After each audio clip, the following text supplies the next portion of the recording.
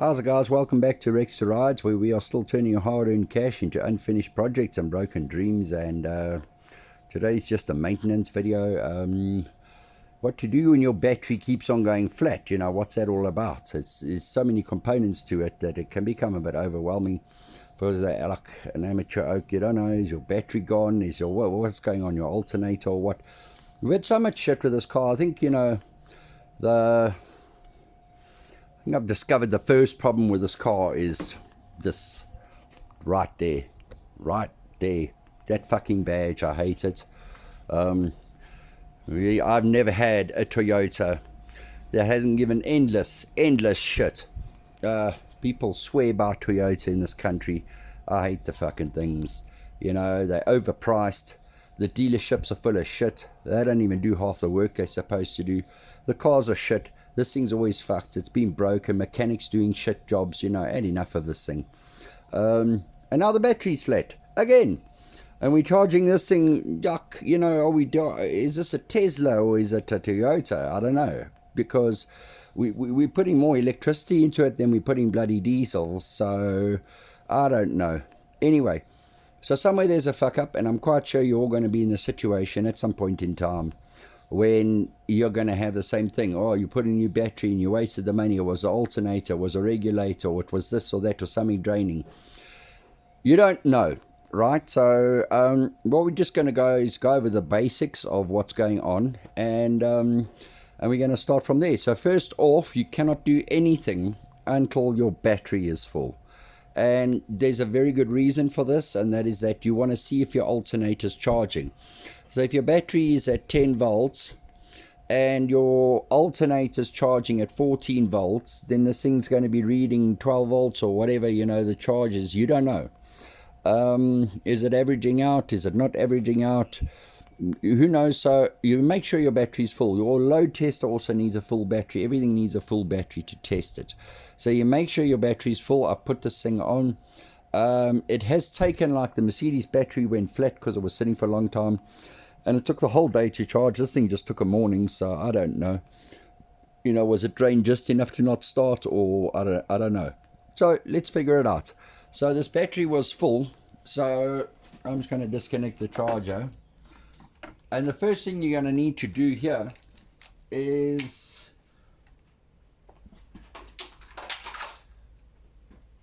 to disconnect the battery from the car. Now, you're going to hear a lot of stories, and I'm going to tell you why this job is such a pain in the ass. You can't just fucking test it. And the problem with that is that all these bolts and nuts and cuck holding all this stuff on are all different sizes. They're always different sizes, and you need to connect and disconnect and check. You basically got to drag your whole toolbox out. You can't just get a spanner, because you're sitting with a whole lot of nuts and bolts with different sizes. I don't know what happened to standards. Anyway, moving right along. We're going to disconnect the earth first. And I'll tell you why. A lot of people are going to tell you, oh, but this, the battery, that, and that. There's a very logical reason why I do it. Look at this over here. Let's see if we can, yeah, you can see it. Here is a positive terminal.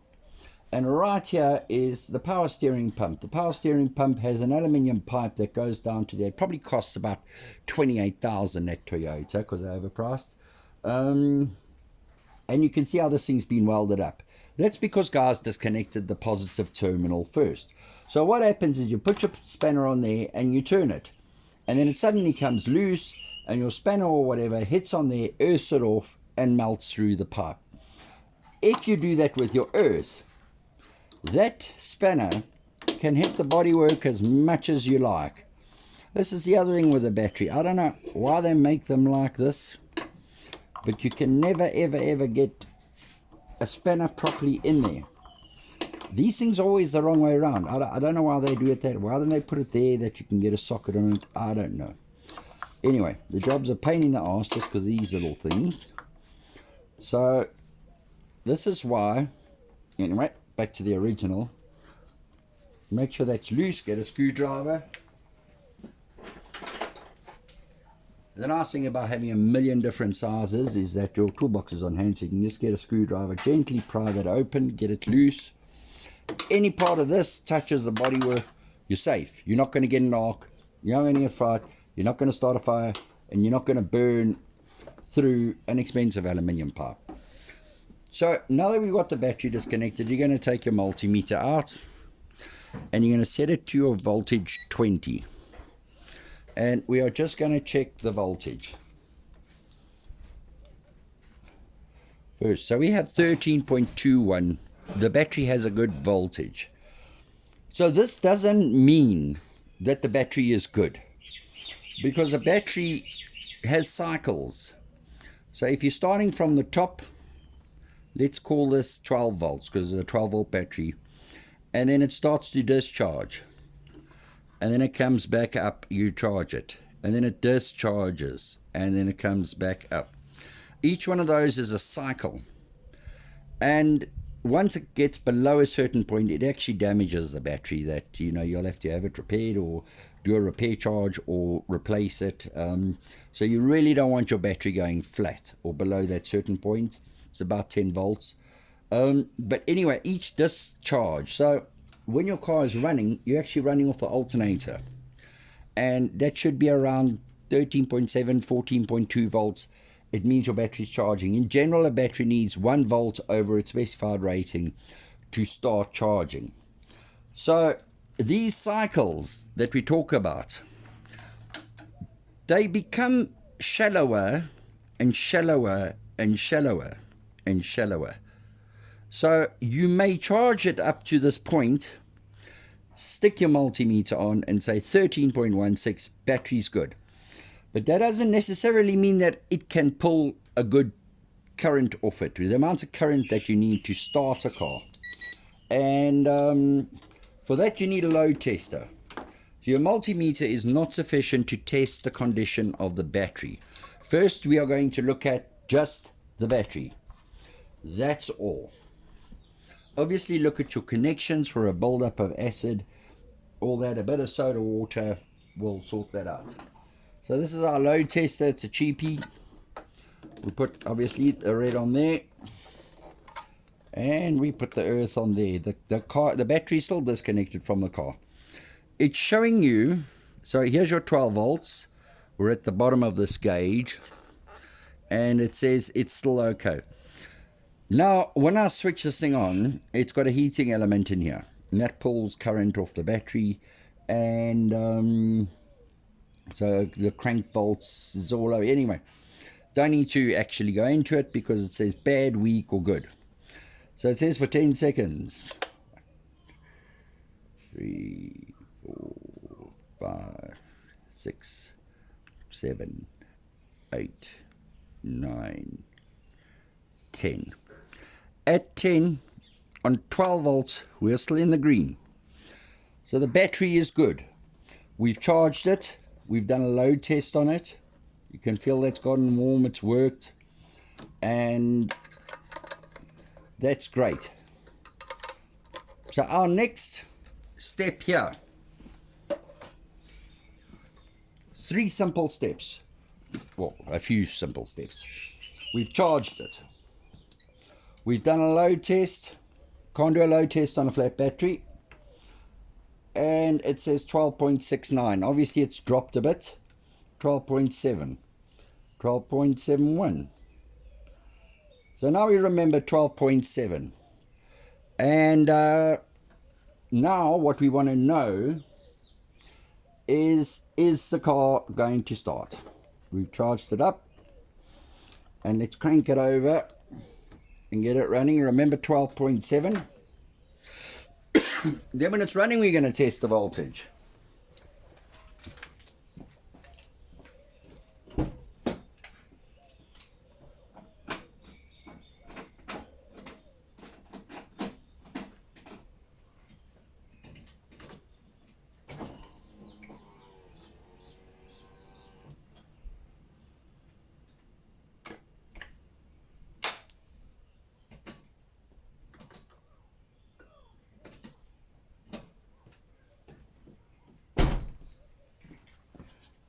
That wasn't good at all. Because all we did, let's try and tighten this, is we got a click.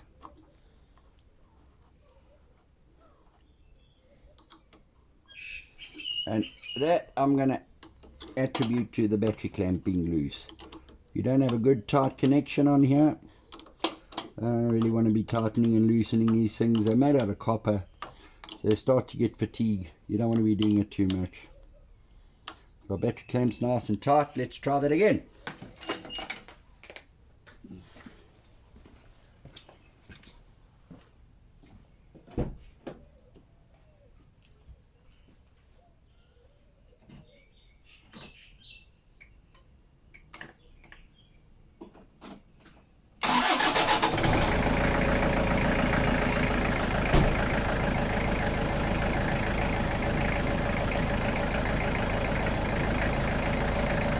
So now we're going to check the voltage of it charging.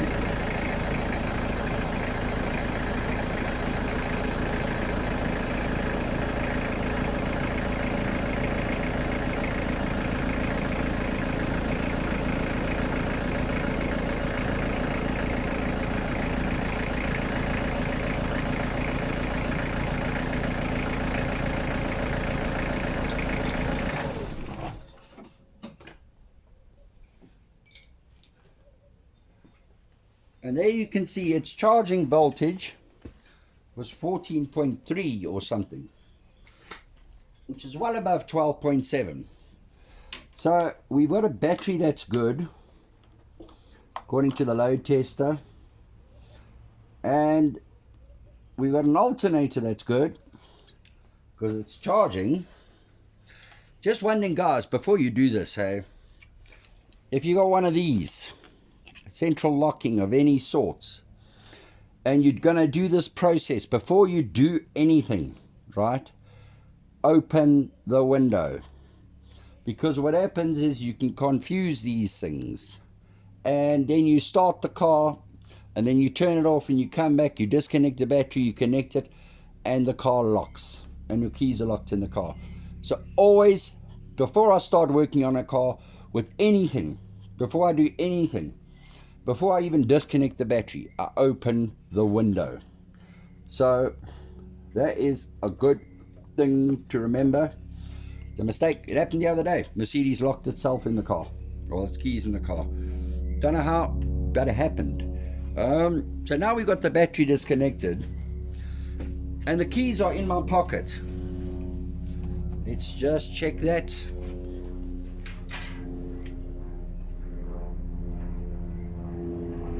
Nope, they're in my hand, right.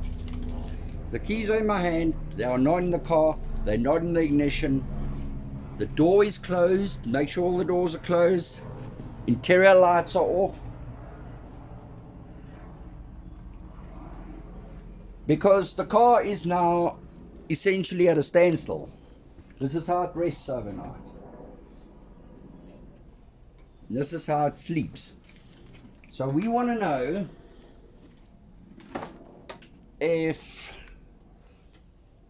how much current this car is using, because the more modern cars are running electronics, radio, clock, all these things, computers, are busy sucking away a bit at the current overnight or over a week or over a month. That's why you go away for a month, you disconnect your battery, because it's going to go flat, and you don't want that for reasons we know. So I want to see how much current this car is. The doors are closed, so the interior lights are not going to come on or anything. The battery is disconnected. So we want to measure how much current the car is pulling. Now the difference between current and voltage is the current is how much electricity is flowing through the cables. Voltage is the potential, how much energy it has across 2 points. Voltage is always measured off in parallel, and current is always measured off in series. And if you don't know the difference between series and parallel, don't do this. Take the car to an auto electrician. So a normal meter, multimeter, can do this. You got your common in there, and then that is for the rest, and that is just 10 amps max to test the current. We move it across there. When you're done with this, put that back there, because otherwise you're going to blow your multimeter. And then you look for where it says amps over here. So there's our 10 amps. And I'm actually going to put this up like that and see if you can see it. Now, if you do this on the positive side or if you do this on the negative side, it doesn't actually make a difference. If your polarities are different, it doesn't actually make a difference. We want to see how much current this car is going to draw. And it is 0.014 amps, which is 100 milliamps, which is relatively little. If you got a 80 amp hour battery, it will take, oh, now it's gone down to 0.14. It went down to 0.03. If you got an 80 amp hour battery, it's going to take 80 hours if your car is pulling an amp for it to. So this is going to take 800 hours for it to empty it. And look, now it's saying, now because I have the polarity coming from the car, this is the plus now and that's the minus. So this thing is actually, if you switch them around, going to give you the same reading except with a minus over there. And honestly, it doesn't make a difference because it's the quantity there that matters, not the polarity. So one way or the other, if I do the same exercise over here, I'm going to get the same number because energy cannot be created nor destroyed. There's a certain amount of electrons in this car's electrical system. You can't be adding, removing them, have something there that's different to that here. It's all the same. So it's 0.14. Now this is not a surprise to me. And I'll tell you why. I've had problems with auto watch systems before. They're so-called great systems. I'm not a fan of them.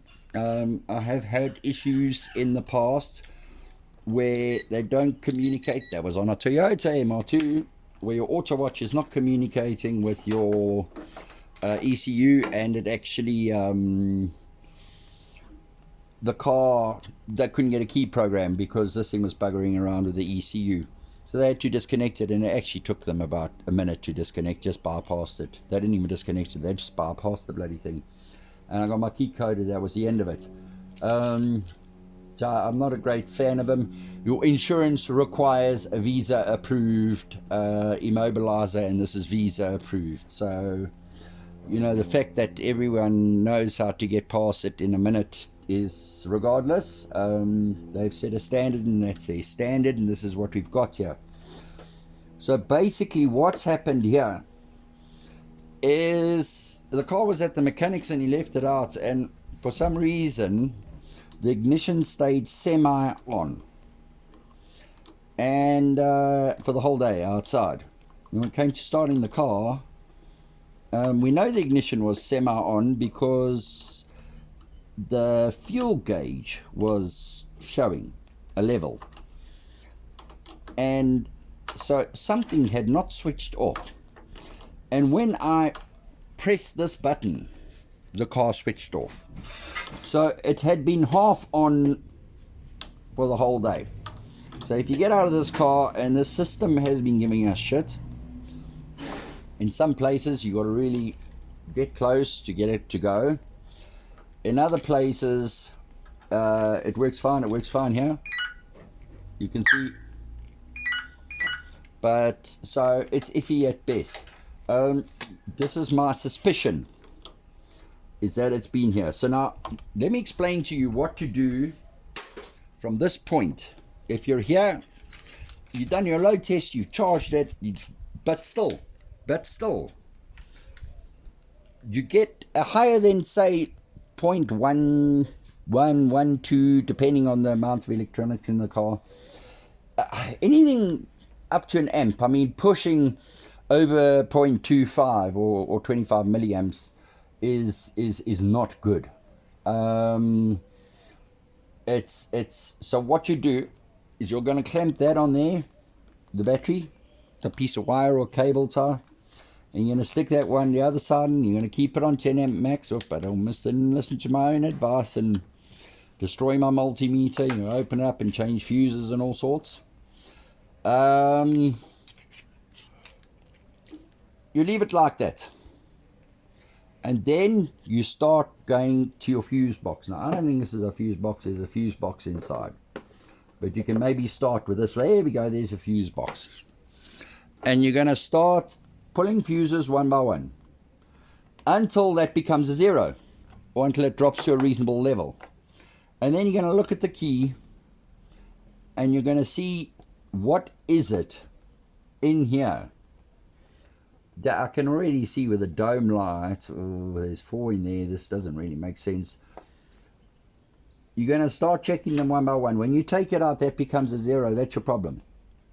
That's your problem over there. Wherever that where it says it goes off to the dome light, or that is where you're short or something is going wrong. So on this car, there's no need to have the alternator done. There's no need to replace the battery. We need to figure out what's causing that drain. And I'm not going to be pulling fuses for this video because that just takes too long. It's not hard to pull a fuse. There's a little fuse puller in there even. And you know how to check the current. And so you know how yourself to go through this one by one and to see exactly where your problem is. It's that simple. So good luck with the future. I hope you liked this video. If you did, please like and subscribe. Thank you.